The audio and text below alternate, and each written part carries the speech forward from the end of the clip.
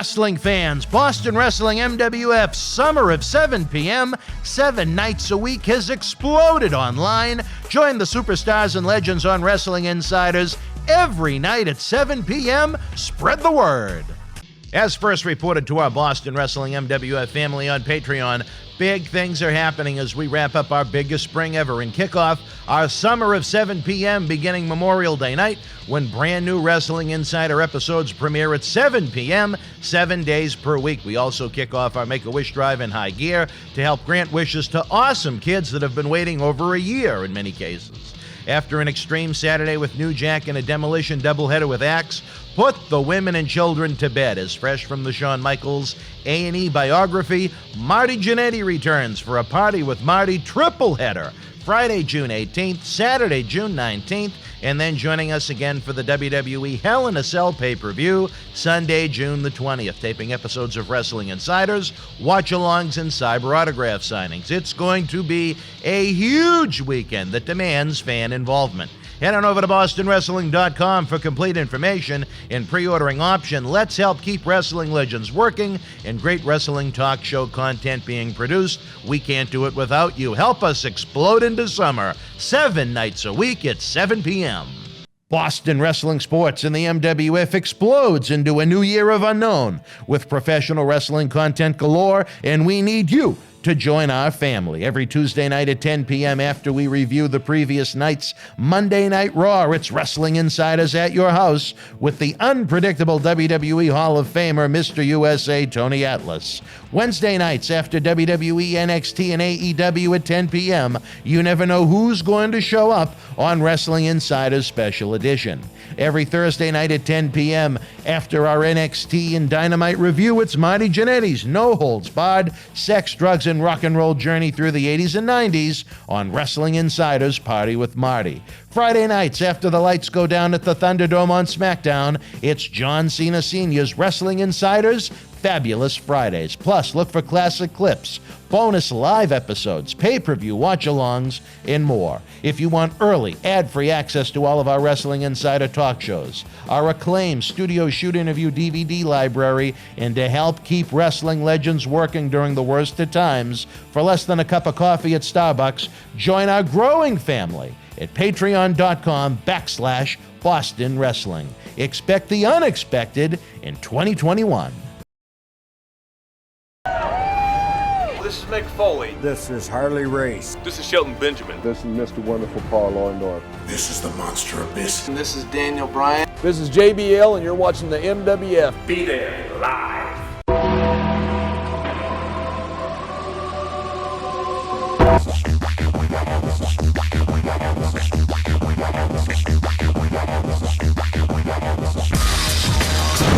Wrestling fans around the corner, it is Memorial Day Monday. We hope you had a chance to remember those this weekend. Maybe enjoy a little R&R on the long weekend. It is Monday night. It is the Monday Night Mission. However, it is back at its original time slot because tonight we kick off the Summer of 7 p.m., 7 nights a week. All 7 of our original Wrestling Insider talk shows will now premiere at 7 o'clock. We realized that it is sometimes can be difficult after watching a 2 or 3 hour wrestling show to want to tune into a talk show / podcast, however you want to view our program. So you know what?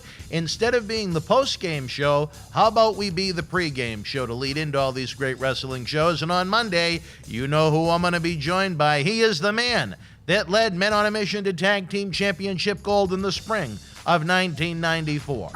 On March the 20th, 1994, he almost blew the roof off of Madison Square Garden at WrestleMania 10. He's the man that led clown-painted men on a mission to the ring at the one and only pay-per-view we had at the original Boston Garden. I can only be talking about the man on a mission himself, Oscar. Oscar, how are you, my friend? I'm all right, and I want to say to all of our, men and women that are joined in service, thank you for your service. You have no idea what it is that you have do for this country. Those are not with us. We memorialized them today and every day, and there's no price tag or no way to thank that. So, kudos. Did you ever serve in the military, Oscar? I don't know if I've ever asked you about that. No, I did No. not. Well, you know what? I appreciate what you just said. I thought that's nice of you. And it's very important to remember why we have Memorial Day. A lot of people look at it as a nice long weekend. Depending upon where you are in the country, a time to have barbecues and get together with friends. Certainly not here in Boston as we struggle to hit 50 degrees again today with the rain, but that's a different story for a different time. But you know what? Certainly, we got to remember these great folks, as we saw with the graphic to open the show. I know WWE usually goes above and beyond when it comes to the patriotic holidays, which is something nice that I like about WWE. AEW did the same thing last night. Another interesting week in the world of professional wrestling, Oscar, but maybe to those that are involved in the wonderful organization known as the Cauliflower Alley Club, again, the event is on. It's going to be on at full capacity, and the remaining 230 tickets go on sale tomorrow, Oscar. Oh, well, I mean, so that's it? That's all that's left? 230 out of, what does it usually hold, about 700, would you say? Yeah. Yeah, so they got about 230 left. That means it's going to be sold out, oversold. Standing room only. And you know who the only sucker is usually standing is me at the camera, but that's a different story for a different time. Yeah, always appreciated, cough, cough, wink, wink, but story of my life. I usually wind up at the table with, I usually wind up at the VIP table in the front for some reason. I don't know how. But well, when you hang with a playboy like David Reese, it usually opens some doors. Yeah, that's got to be it. But yeah, B. Brian Blair and the whole clan. I remember last time I was there, I wound up at their table right up there in the front. And I'm like, oh, I'm balling now. Do you think you'll be doing a rap this year at the Cauliflower Alley Club reunion? If I'm there, they'll talk me into it. So I want to hear a rap. I'm sure it'll happen. All right, well, we'll have to wait and see. So again, fans, if you're a member of the CAC, about 230 banquet reunion tickets remain. It's an awful lot of fun the week before my birthday. I am truly looking forward to it. And there we go with that. CAC in Las Vegas, Nevada. There's no better place to be. Oscar, I don't know if you saw the listing that was released by WWE, but 24 of the 25 live events that they're going to have between now and Labor Day have been announced. The SummerSlam location is a not so well guarded secret. What I find strange, though, is that this year's SummerSlam appears to be, as opposed to it's on a traditional pay-per-view night on Sunday, it's going to be on a Saturday, Oscar, from Sin City. Oh, on a Saturday? Oh, on a Saturday night. The reason why that is because there is a huge fight on Sunday. No, the fight's on Saturday, too. The fights? Oh. Which is why I find it really bizarre. I mean, would you want to be competing with the Pacquiao fight head-to-head in the same city, a few blocks away? Who do you think is going to get more media attention that week? Oh. Well, I'm going to tell you, I don't think that they would have been arrogant enough if it was Pacquiao in his prime. All right, fair enough. So I think it'll pretty much be, if it's not a push, WWE might come slightly ahead. Well, I'm going to be interested to see if they open up the full stadium for this event, not over the worry of coronavirus, but just the fact that traditionally Las Vegas has never been a huge market for professional wrestling, and it's not one of the biggest markets. When you take a look at other places where they have WrestleManias and so on, such as Dallas next year and Los Angeles in 2023, are there going to be that many fans willing to travel for SummerSlam in that kind of heat in the middle of August? I don't know. I think they might have a hard time filling the entire stadium, that's for sure. Well, I don't know if that's true, because when WrestleMania was out in the Bay Area a few years back, they had a pretty packed crowd. You're talking If about not, the one that was at the San Francisco 49ers yeah, home stadium? In San Oh, Francisco. right. San Francisco is one of the biggest markets in the country. Las Vegas is not. So I'm interested to see if there are going to be that many fans willing to travel for SummerSlam. They certainly weren't for WrestleMania, where they had Well, about 18,000 paid each night this year in Tampa. So I don't know. I don't know what to expect. well, I mean, what the timing of Tampa is a different story than what the timing of that's going to be. In Tampa, we were still skittish about going outside. We were still skittish and fearful about going to live events. So now that we just in a different vibe right now. We in a vibe where the CDC is telling us, take your mask off, and we got we didn't have a vaccine then. The vaccine is on full scale rollout. People are not afraid to go outside and go to live events like they were before. Hmm. So, in that reason, you would see a different picture. So you think because of the vaccinations, you think we're going to see people that are more open to attending a big event? Doing more. Oh, most definitely. Yeah, yeah. And then wrestling fans. Those are the craziest, hard nosed people out there. They love their wrestling. So if anybody in the sports world is going to take a chance and go do some stuff and go to some events, it's going to be your wrestling fans. So I think they do quite well no matter where it's going to be. They're starving for it. They're hungry. They miss it. And so they're going to roll out the bucks to buy tickets, and they're going to roll out the time for the travel. Well, I hope so. I hope it draws a really good crowd. I have been told by friends within the wrestling world that the tickets to the live events that they have put on sale are really no difference from where they would normally be pre-corona. I don't know if that's necessarily a good thing, but it's not a bad thing. I mean, we know they weren't knocking him dead at the box office as business was down, but at least from attendance-wise, from the tickets that they've sold thus far, it's not down compared to pre-coronavirus. So that, to me, is a positive. Well, it may not be down, but it should be. Yeah, I don't necessarily agree with ticket sales being the same or higher or whatever. I think they should give the fans a break when it come down. What do you mean, give them a break? Give them a break as far as the price of ticket sales. Oh, the prices. Oh, I see what you mean. Okay. Well, that's definitely an argument that could be made. But, I'm a little surprised, Oscar. I thought where there were just so many people so anxious to get out of the house, I thought maybe we'd see a little boost in live attendance. And you never know. It could change. But at least in the markets that they already opened up tickets for live events for, it was really not much of a difference at all, good or bad. It was just pretty much the same as where they were before the virus began. And I have to say I was a little surprised by that. Well, to your point, the psychology can work both ways because people are starving and itching to get out the house and everything like that. They probably could get the same money, maybe even more. So I see the point on both sides. Well, you want to talk about out, and we talked about this during the week. What about the former lead voice, I guess, the last two former lead voices of Monday Night Raw?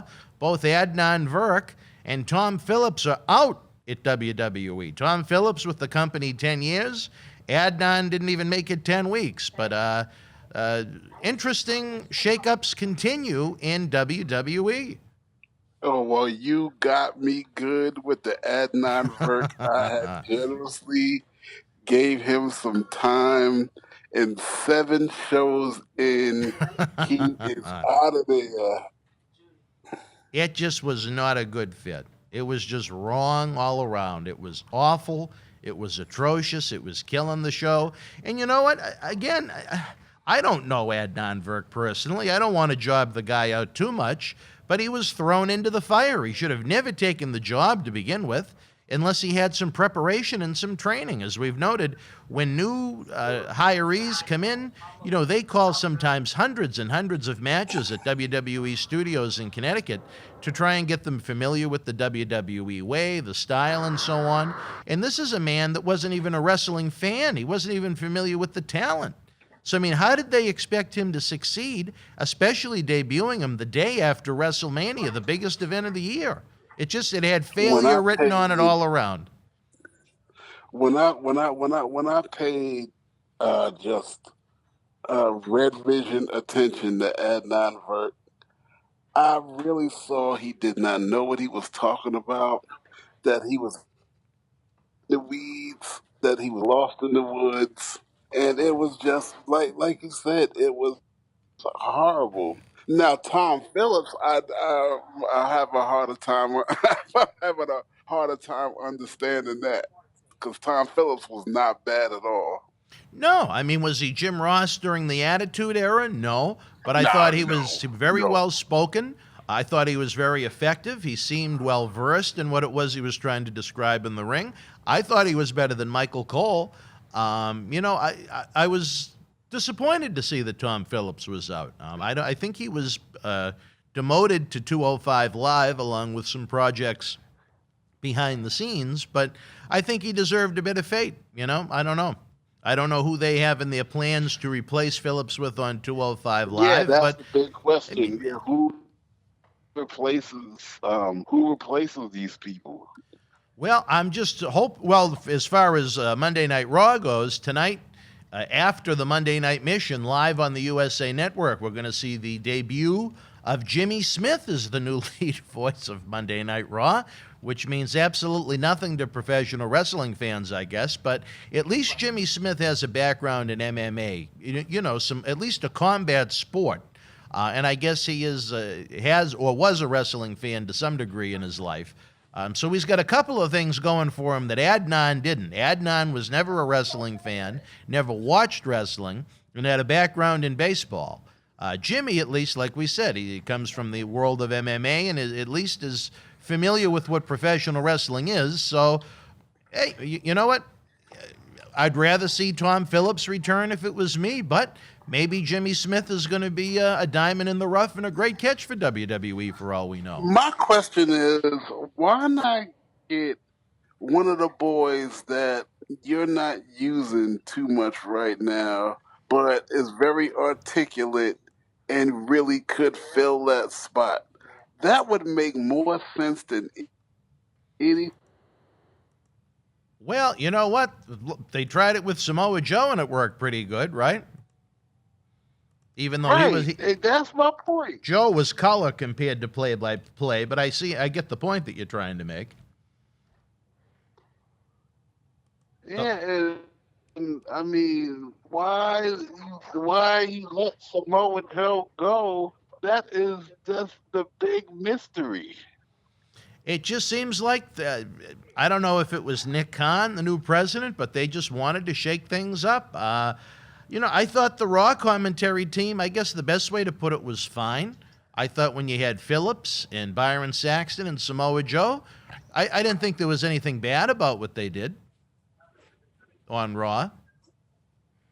Oh, well, Corey Graves and Michael Cole on SmackDown together were left a little to be desired, but I think that's usually the case with Michael Cole unless he has someone outstanding with him like a JBL or a Taz or someone like that that's really going to bring out something in Michael Cole. But now we have Michael Cole and Pat McAfee, and I guess the jury is still out on that new duo.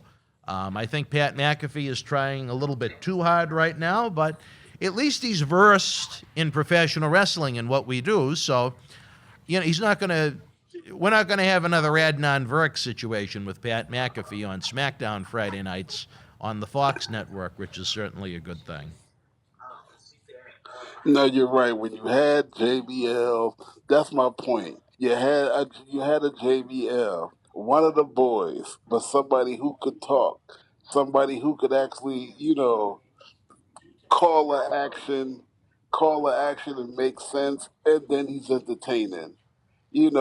That's what you need to get instead instead of these unknown cats that, and I put it like this. When JBL came, I knew that JBL was going to do a good job. I didn't have no question. I didn't have no question about Samoa Joe. So why getting these people who, first of all, names that a lot of us, most of us, if not all of us, don't know, and then we got to play the guessing game for 2 months on how they going to do. Well, right now, if you were out in Vegas, what would you put down money-wise on the length of stay for Jimmy Smith on Monday Night Raw? Would you have one? I put it like this. I would have to see Jim. I have to make see. I didn't make an informed decision when it came to Adnan. So I'm not gonna get sucked into that game again. I would have to. I would have to see him 2 or 3 weeks. Nah, 2 weeks. I'm more percent. I would have to see him a couple of weeks, and then I could place my bet. Because Adnan Virk, I got sucked into that. Well, you're going to give Jimmy a Smith. You're going to give Jimmy a Smith. You're going to give Jimmy a chance. I think that's awfully fair. You said it right. I'm going to give Jimmy a Smith. Exactly.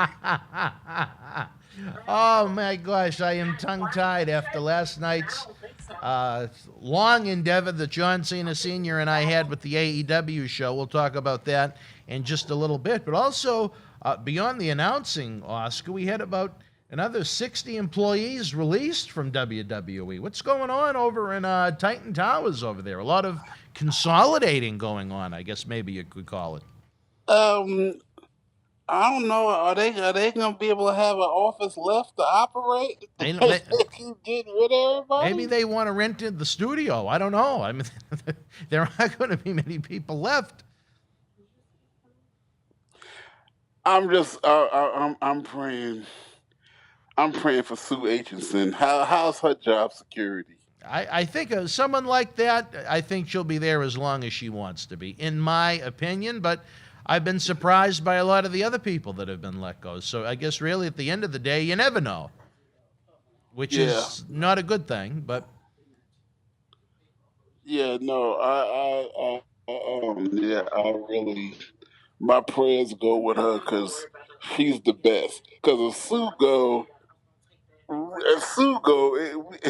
we all in trouble. We ain't getting another guest pass, another ticket, another nothing. Well, I don't know if I'd go that far, but I certainly don't want that lovely young lady to go anywhere because she is the best of the best. Your situation. The best of the best, the creme de la creme. Y'all don't know about your situation.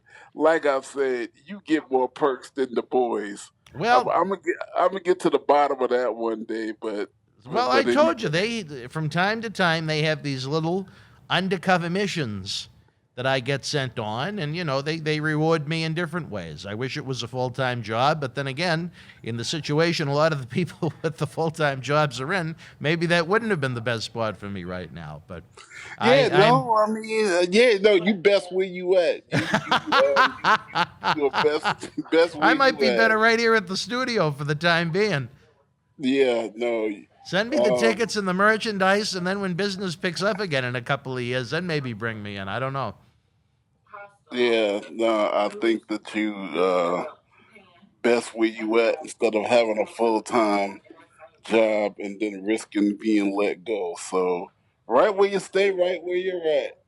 Let me ask you this, Oscar. What have you thought of the rumors that have been going around that WWE and New Japan Pro Wrestling have been having at least some preliminary conversations about perhaps partnering up in some way, shape, or form?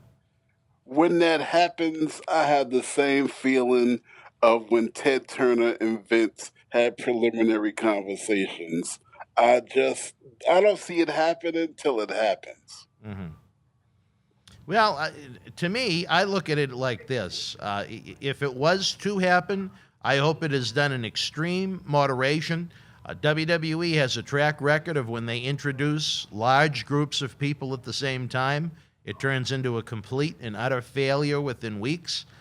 Just imagine them trying to introduce a quote-unquote an invasion angle per se, where you have 10 a dozen Japanese guys that barely speak English, no English, whose names would be difficult for a lot of Americans to pronounce, trying to have them do an invasion angle on Raw. I think it, as great as the talent is, I think it would be difficult to get their personalities, their personas, and their characters over to the fans. Well, the Japanese talent always has been, in a lot of ways, superior to our talent over here. In many ways. And that would be a gigantic problem.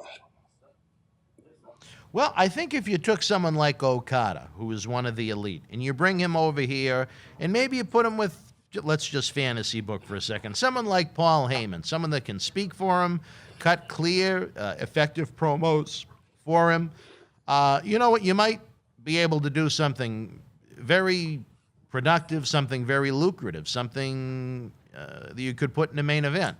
But again, if you go the route of bringing in 10, a dozen of them at the same time, I'm going to tell you, it has disaster written all over it, because I'd like someone to point to a direction where you can show me where they have successfully pulled that type of an angle off. Because whether it was WCW, ECW, Nexus, anytime they try and do these large-scale invasions, it's just horrible.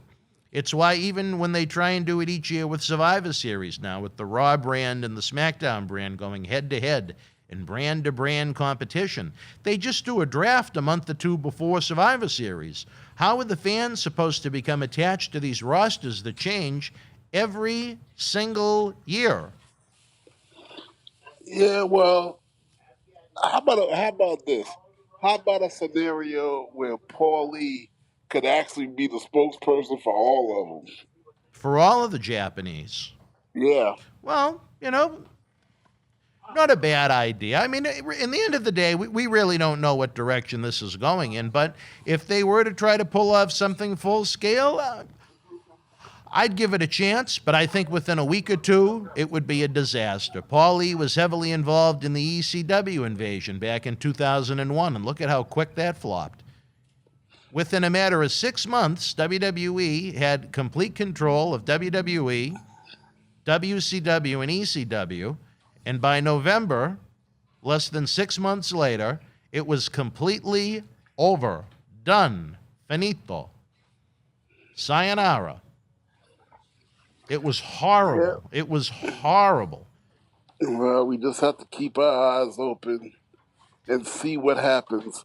Now, switching gears. Oh, all right. I don't believe everything I read. All right. But I did read something that made my eyes blossom, and that was that Mark Henry is going over to AEW. Well, I wanted to save that for the AEW portion of the show after the commercial break. Maybe that's a good teaser, Oscar. Why don't we do that? Right now, fans, we'll take a brief time out. Don't forget, our summer of 7 o'clock, 7 nights a week, kicks off tonight.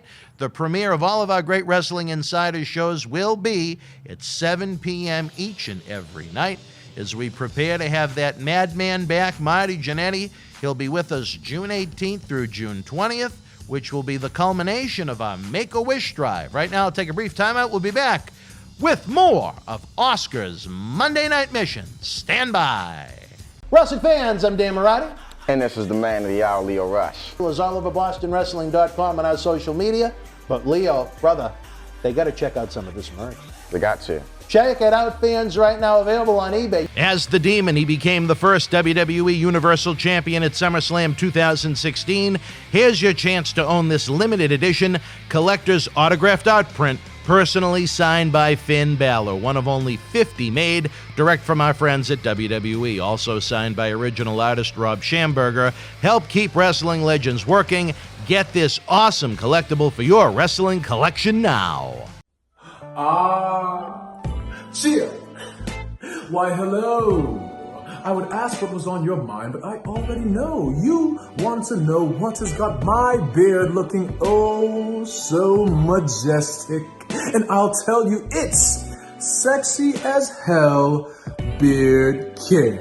coconut oil, vitamin E oil, almond oil, both sweet and bitter, shea butter. It's all natural. Yes, JTG has actually come out with a high quality product. So support your boy by going to sahbeardcare.com and take one step closer to becoming sexy as wrestling fans, especially here in the Boston area, we want to thank our great friends at Red Rose for their support for all of our charitable endeavors and programming efforts.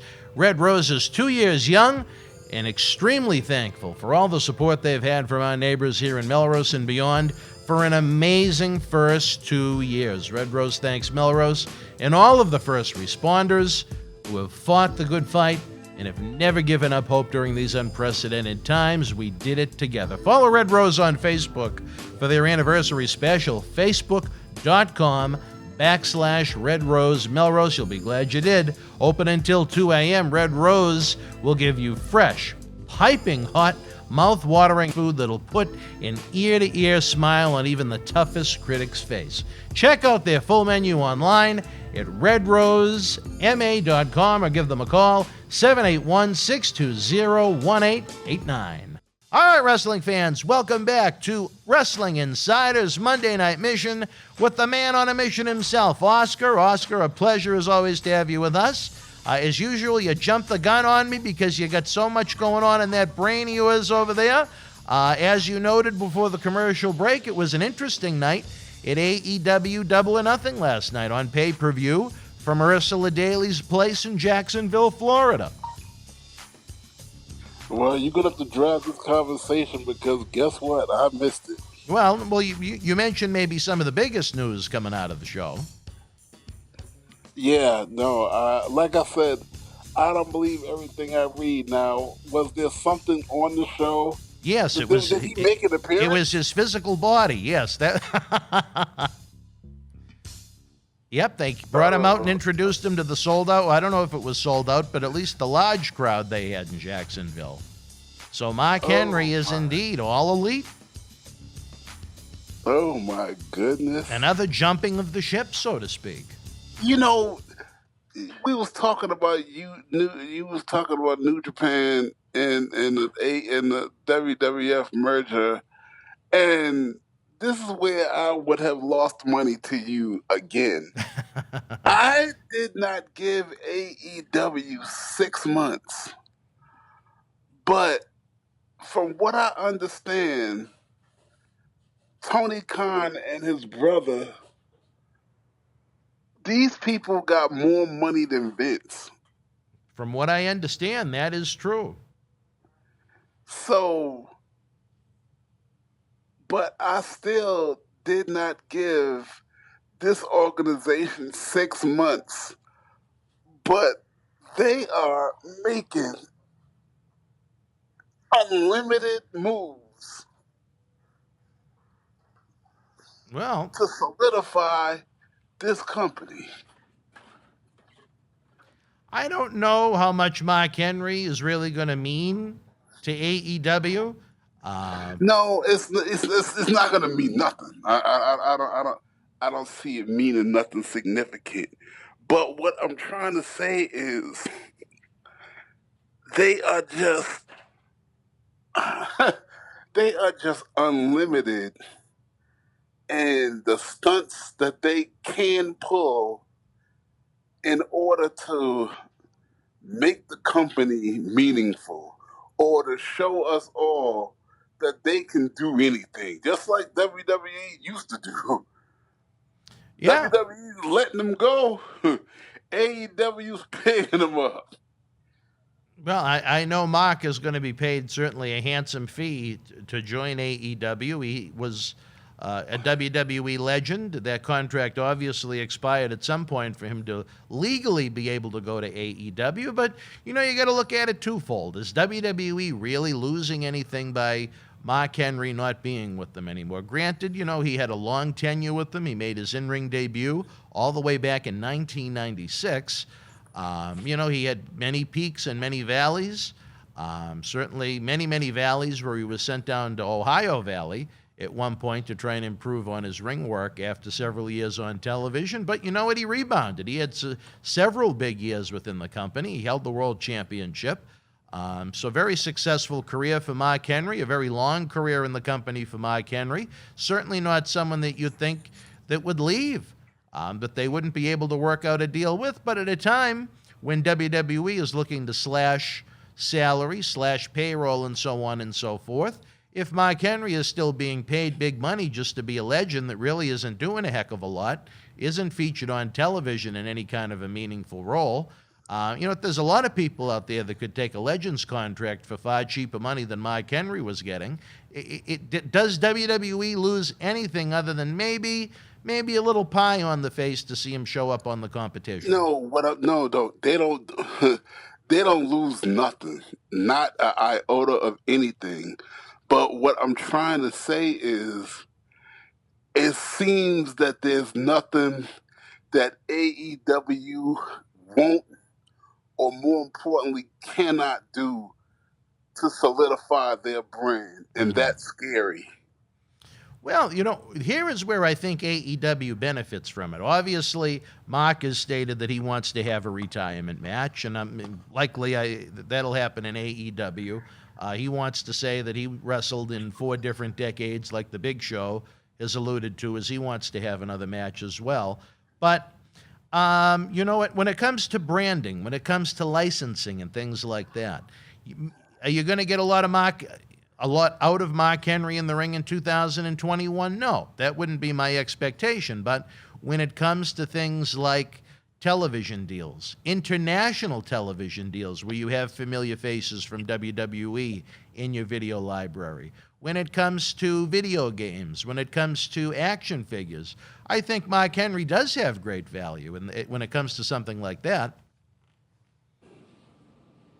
But the value now has shifted over to the AEW over to the AEW company. Yeah. So I think it was I don't know how much he's being paid, but on paper, without knowing that number, I think it was a good pickup for AEW. He's a very recognizable face, not only from professional wrestling, but from the Olympics. You know what? As long as they're not overpaying, I think that it was a very wise signing for them. No, it was. No, the acquisition was very smart. It just shocks me that they were able to do it. It's like I said, it's not that it means a whole lot. It's not a blockbuster in the wrestling world, but at the same time, it does make a statement, and the statement that it makes is kind of shocking to me. It reminded me a lot of when they announced Big Show was coming in. Who expected that relationship to end with WWE that was over 20 years? It was a huge for them to get Sting. And Sting, to be fair, I think they're going to get more mileage out of and more value out of, where he is, a regular character on television as opposed to someone that's doing commentary like Big Show. Mark Henry's role is largely going to be a commentator on the new Friday night show AEW is going to premiere on August 13th, I believe, called Rampage, and he's going to be kind of a coach behind the scenes, which I think he'd be good at. But like you said, at some point, I think we'll see a Mark Henry match or two, just not on a regular basis. But Sting, he's been an active character in the ring since he debuted with them back in December of last year.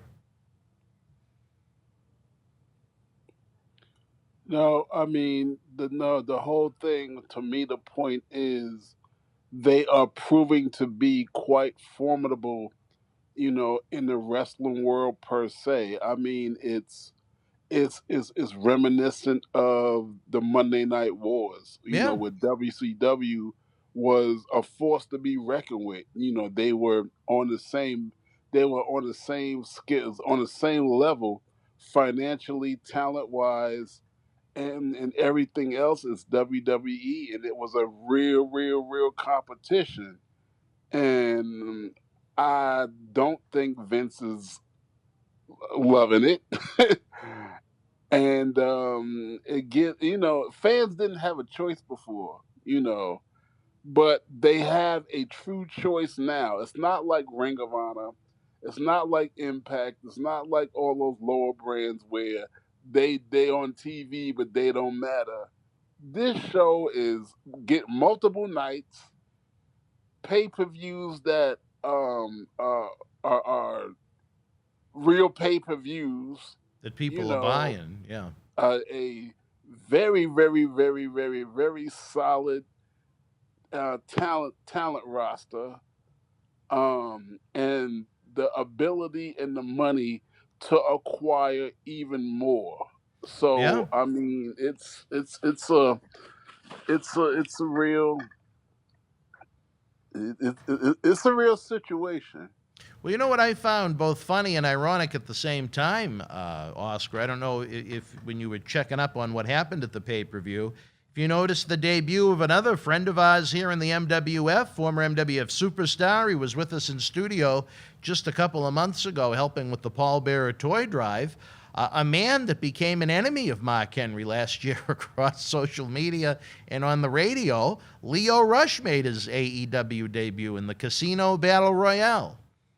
Oh, now see, he's a talent. Yes. Lio Rush has some real ring chops. Absolutely. And I'm happy for him. You know, I'm really, really, really happy for him. I was sad to see him go because they didn't have valid utilization for him over there. You know, when he was over there. You know, Mark Henry's homeboy. I mean, that wasn't no spot for a kid that really had in-ring talent. So, you know, but see, here's one of the things that I fear for Lio Rush over at AEW. What do you got, brother? AEW has talent, but they have too much talent of the same caliber. Mm-hmm. So what do you do with everybody? That's going to be that. I think that's going to wind up being a problem. What do you do with everybody? Everybody can't be on top. If everybody's in the same kinds of matches, you know, the people are going to start to notice that. That's going to come to be a problem. Ratings are going to go down. Attendance at your pay-per-views and your live events are going to go down. So I think that there's just too much talent for to make storylines and scripts that are meaningful. Well, I think the addition of the 1 hour show on TNT beginning August 13th is a good idea. It showcases the talent in a meaningful way as opposed to they have two very long internet shows on Monday and Tuesday night, AEW Dark Elevation and AEW Dark, that sometimes have 14 or 15 matches on them to try and get all of these independent talents on the show. But my point is, that's obscene to me. Okay. My point is, that's too much. Yes.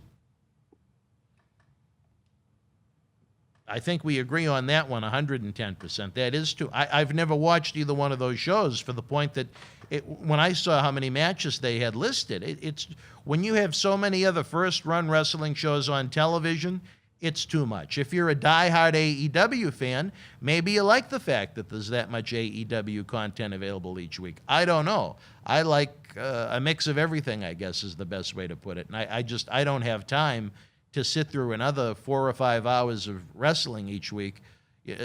Maybe I'd find some talent that I like. Maybe we'd find some talent that we'd like to have here in Boston Wrestling MWF. I think it's funny, though, Oscar, if you go back to our last in-ring live event before coronavirus squashed us, look at all the talent from that event that AEW has brought on board. I mean, you have Mark Henry now, Vicky Guerrero is there, Brian Pillman Jr. is there, Matt Sydal is there, the former Evan Bourne. Lio Rush, who I mentioned, was in studio with us not too long ago. There's a lot of familiar faces that have worked with us within the past year or so that are all popping up on AEW. I mean, who's next? Tony Atlas? You? David Reese? Who's next? If you talk to Tony Khan. And that's the point. My point that I'm making is, you got all these programs because you got too much. Just because you can do something, don't necessarily follow that you should do it. Good point. You don't want to make it an overkill. And I think they're getting... And it's already there. That's what I'm trying to tell you. I'm going to ask your opinion on this one, Oscar. And as I noted, I think them adding that Friday night show at 10 p.m. right after SmackDown on TNT, I think that's a good idea because there's a lot of eyeballs already watching wrestling on Friday nights. So you're going to have almost the potential to have a built-in audience. And again, you're not talking about an internet show. You're talking about one of the most prestigious cable outlets on television in TNT. To add on to what goes on Wednesday night on Dynamite.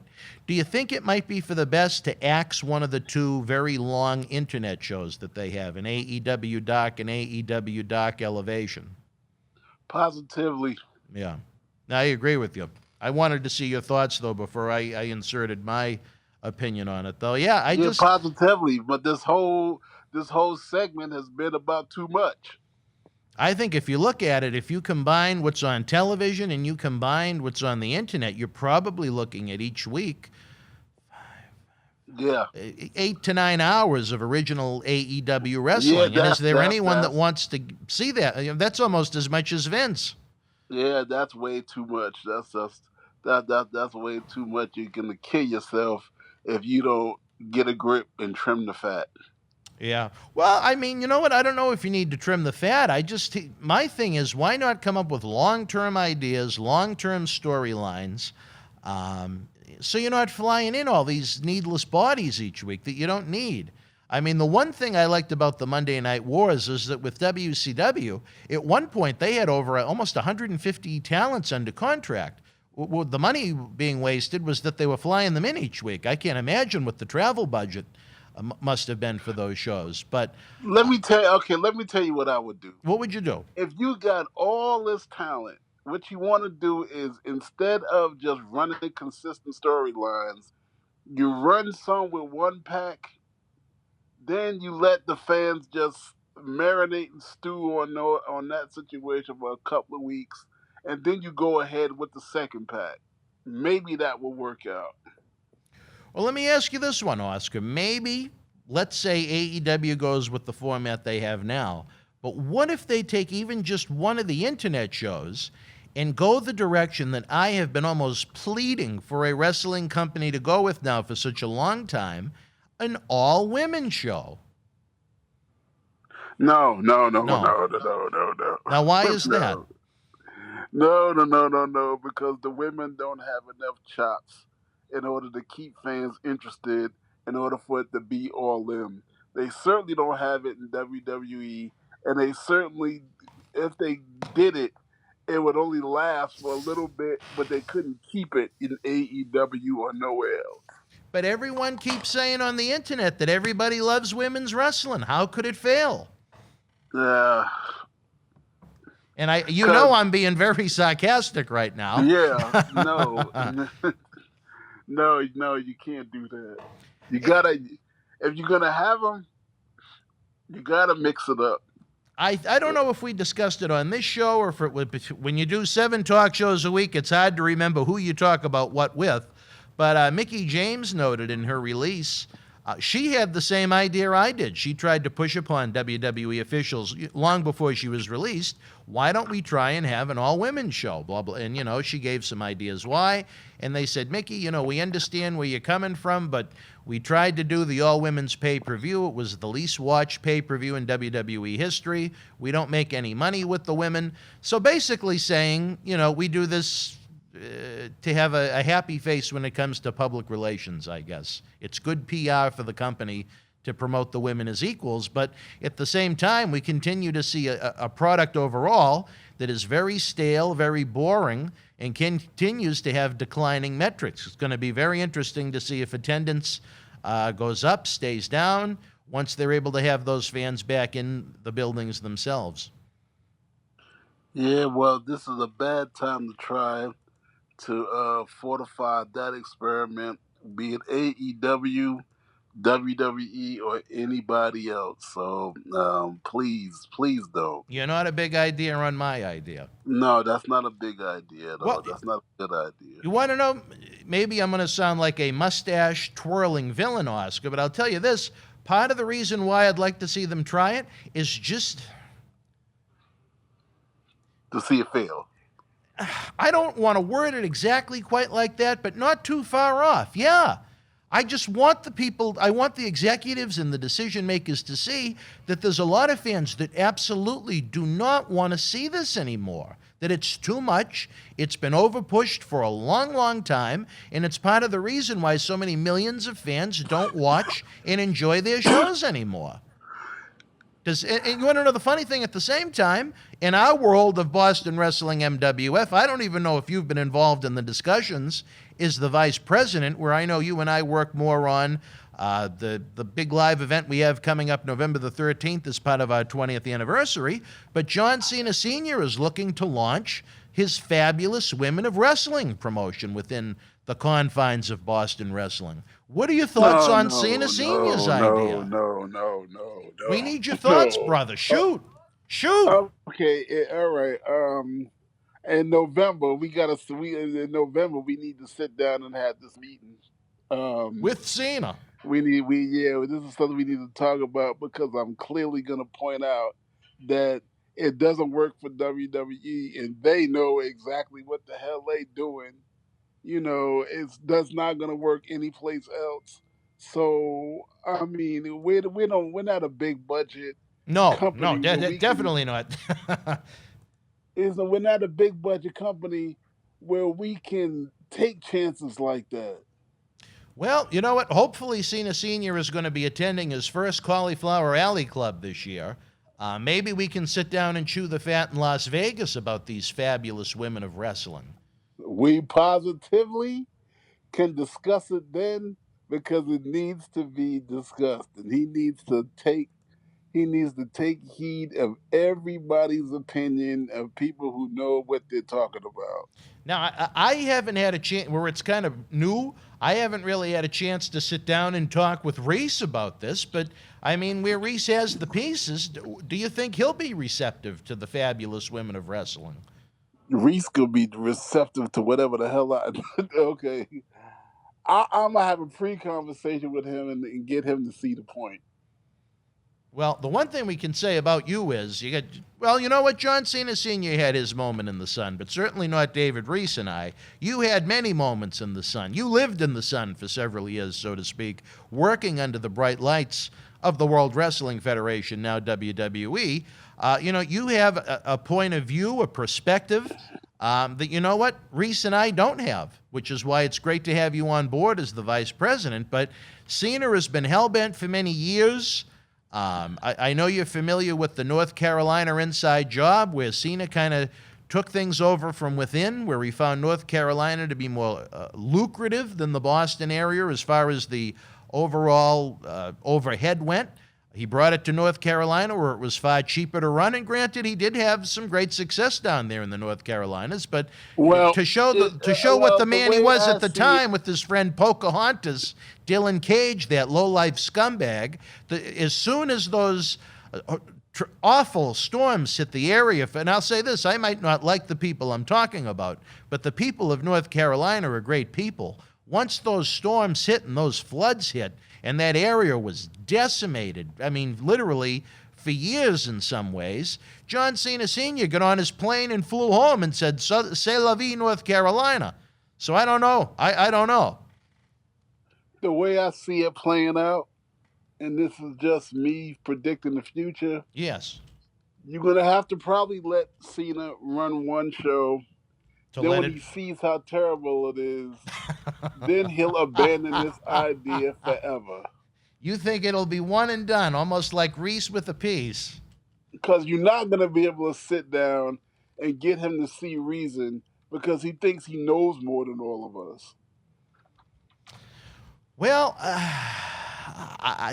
the wrestling world is a crazy place right now. On a more regional, independent level, might an all-women's promotion work? I think it would have a better shot than on a national level. But is it still something that I want to have to sit through and be a part of? You know me. I'm busy enough with everything that we do already. I don't want to have an all-women's platform dumped in my lap on top of it. Well, then, brother,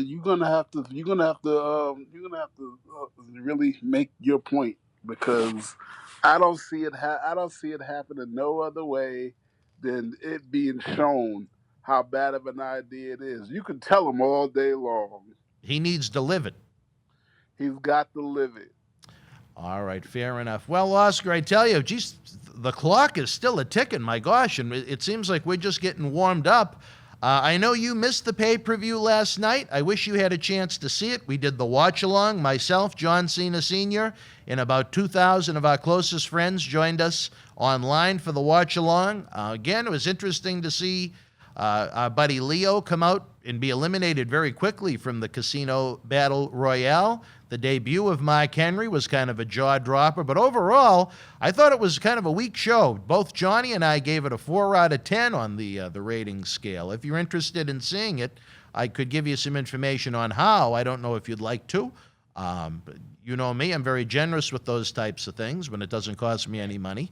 We're also kind of overhauling an idea that you and I spoke of off the air, as opposed to trying to do these little mini online endeavors. What we're going to do is set up one big, massive, giant Make-A-Wish raffle that is going to culminate at the end of our Make-A-Wish drive on Sunday night, June the 20th, during WWE Hell in a Cell. Marty Jannetty is going to be live in the studio for it. And one winner is going to win an entire jackpot of prizes, Oscar, all to help the great kids at Make-A-Wish, some of whom have been waiting over a year to have their wish granted. And you know what? That's one thing that pulls on the string of my heart, like I have multiple. It pulls on the string of my heart. I know when you were involved and worked with WWF, WWE, you were very happy to help the Make-A-Wish kids when you had a chance to. Tell us a little about what does Make-A-Wish mean to you, Oscar? It makes me happy and sad, all rolled up in one, because, these kids' fate is really, really bleak. And just thinking about that tears your heart apart. But at the same time, it brings you joy that one of their last living moments is something that's on their bucket list, and you're a part of making that happen. If I could do that every day, I would devote my life to doing it, because it gives you a wonderful feeling to know that you have done something wonderful, for another human being in that capacity. And to everybody who participates in that, God is smiling down on you, and just keep doing it. And I just love it, and I cherish it with all my heart. For as little as a $5 raffle ticket, Oscar, you can win a jackpot, which will probably have well over $1,000 worth of prizes in it. We've dug into the MWF warehouse to get some great items. I know Demolition Axe has a ring-worn mask, superstar mask he's going to be including. I've spoken to friends at the WWE Performance Center in NXT about assisting. I've spoken to some friends in Stamford, Connecticut about helping out. So, maybe even some of the other groups, AEW and Impact Wrestling, they might want to get involved. It's a great thing for some great kids. It pulls on the strings of my heart, as I noted. It makes me very grateful that the two kids in my life have never taken ill or been in that situation. And when we have our live MWF events, I love to invite the kids from Make-A-Wish, because the great thing is, how it goes is, unless the child actually requests the wish, they don't lose it. So when we offer something to Make-A-Wish, it doesn't count towards that wish for them. So they can come 100 times to a Boston Wrestling MWF event. It won't stop that child from wishing to meet a WWE superstar or to go to Disney World or whatever their interesting wish may be. So anything we can do to help those kids, it means a lot. Again, we're going to be having a giant Make-A-Wish mega raffle now through Sunday night, June the 20th, right before the main event. Maybe we'll have Marty Jannetty draw the winning raffle ticket. Again, for as little as $5, you're going to win dozens and dozens of prizes. It's a really cool thing. I'm very proud to be able to do it. It makes me proud to be part of Boston Wrestling and the MWF when we do things like this, Oscar. Well, I'm proud of you for orchestrating something like this. I'm one of many. I'm one of many. You're a really good guy. Using your connections and they're not self-serving. I'm proud of you and thankful for you for doing it. Well, thank you. And, I want, funny enough, on Memorial Day, I want to thank a lot of the great fans that are involved, especially on Patreon at patreon.com/Boston Wrestling, where they get, we note they get the early ad-free access to the talk shows and the DVD library and some exclusive content.